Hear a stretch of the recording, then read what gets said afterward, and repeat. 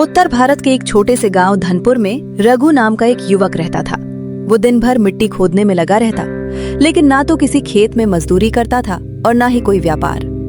गांव वाले अक्सर हैरान होते कि आखिर वो हर रोज इतनी मेहनत क्यों करता है। अरे सुना तुमने, वो गौरी का लड़का आज भी मिट्टी खोद रहा है। भगवान जाने क्या ढूंढ रहा है जमीन के नीचे। लगता है कि दिमाग खराब हो गया है। काम धंधा कुछ करता नहीं, बस दिन भर मिट्टी में घुसा रहता है। उसी समय रघु की माँ गौरी वहां आ पहुंची। उन औरतों की बातें सुनकर उसकी आंखें शर्म और दुख से झुक गईं। मेरा बेटा बुरा नहीं है बहनों, बस थोड़ा अलग है। अलग नहीं गौरी, निकम्मा है निकम्मा। अगर मेहनत खेतों में करता तो आज तुम्हारे घर में भूख नहीं होती। गौरी कुछ नहीं बोली, वो चुपचाप वापस घर की ओर चल पड़ी। रघु बेटा, थोड़ा आराम कर ले। बस माँ, थोड़ा सा काम बाकी है। तू सुबह से यही कर रहा है। लोग तेरा मजाक उड़ाते हैं बेटा, मुझे अच्छा नहीं लगता। एक दिन यही लोग समझेंगे माँ। लेकिन कब बेटा? लोग तुझे निकम्मा कहते हैं, मेरा दिल टूट जाता है। बस थोड़ा और इंतजार कर लो माँ। गांव वालों को लगता था कि रघु पागल हो चुका है, लेकिन किसी को नहीं पता था कि हर रात वो क्या करता है। उस रात भी पूरा गांव सो चुका था। रघु धीरे से उठा। उसने अपनी माँ को देखा।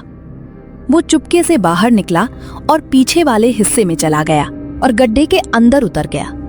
उसी समय पास वाले रास्ते से मीरा गुजर रही थी। मीरा गांव के स्कूल मास्टर की बेटी थी।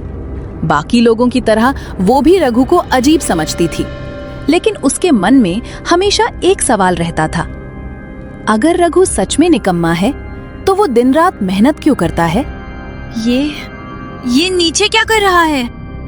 कुछ देर बाद अंदर से फावड़े की आवाज आने लगी।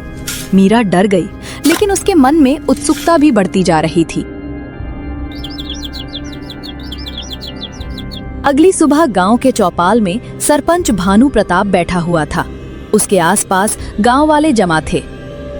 सरपंच जी, वो रघु अब पूरा पागल हो गया है। क्यों? अब क्या कर दिया उसने? रात रात भर जमीन खोदता रहता है। मुझे तो लगता है कोई खजाना ढूंढ रहा है। अगर खजाना मिल गया तो फिर तो निकम्मा अमीर बन जाएगा। अरे उसके नसीब में खजाना नहीं, सिर्फ मिट्टी लिखी है, मिट्टी। उसी समय रघु वहां से गुजर रहा था। उसने सबकी बातें सुनी, लेकिन कुछ नहीं बोला। ओए रघु, आज कितनी मिट्टी खोदी? रघु शांत रहा। अगर इतनी मेहनत खेतों में करता तो तेरी माँ भूखी ना सोती। रघु कुछ पल रुका। उसकी आंखों में हल्का दर्द दिखाई दिया, लेकिन फिर उसने सिर झुकाया और आगे बढ़ गया। देखा सरपंच जी, इसका घमंड। इसका हिसाब कल देख लेंगे।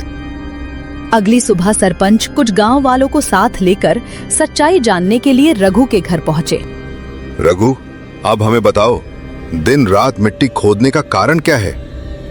बेटा, सच बोल दो। रघु ने गहरी सांस ली।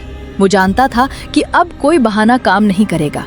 उसने अपनी आंखें उठाईं और पूरे गांव की ओर देखा।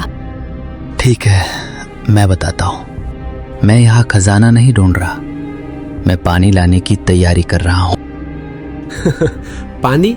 ये लड़का पागल हो गया है। गांव के पास कोई नदी नहीं है, हमें पानी की बहुत कमी है। मैं पहाड़ के पास से सुरंग के जरिए पानी गांव तक लाना चाहता हूँ। मैंने इसके लिए रिटायर्ड इंजीनियर से सलाह ली है। सब कुछ योजना अनुसार है। भीड़ में कुछ लोग अभी भी हंस रहे थे, लेकिन उनमें जिज्ञासा भी जागने लगी। मीरा, जो कुछ समय से चुपचाप खड़ी थी, उसके मन में सवाल उठने लगा। अगर ये सच है तो रघु ने सच में ऐसा कठिन काम सोचा है? उसी समय इंजीनियर वहां पहुंच जाता है। ये योजना वैज्ञानिक और व्यवहारिक दोनों है। रघु ने सही मार्ग चुना है, मिट्टी और पाइपलाइन का सही उपयोग किया है। अगर आप सब सहयोग करेंगे तो ये काम संभव है। गांव वालों के चेहरे पर धीरे धीरे शक और हंसी की जगह हैरानी और सम्मान की झलक आने लगी। क्या हम सब गलत थे? रघु ने अपनी माँ गौरी की ओर देखा। गौरी की आंखों में आंसू थे, लेकिन चेहरे पर मुस्कान थी। बेटा, मैंने हमेशा जान लिया था कि तू निकम्मा नहीं है।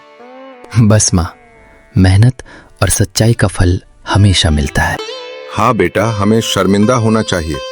हमने तुम्हारे सपने को गलत समझा। सच्चाई और मेहनत कभी व्यर्थ नहीं जाती। समय आने पर वही सबको अपनी असली पहचान दिखाती है।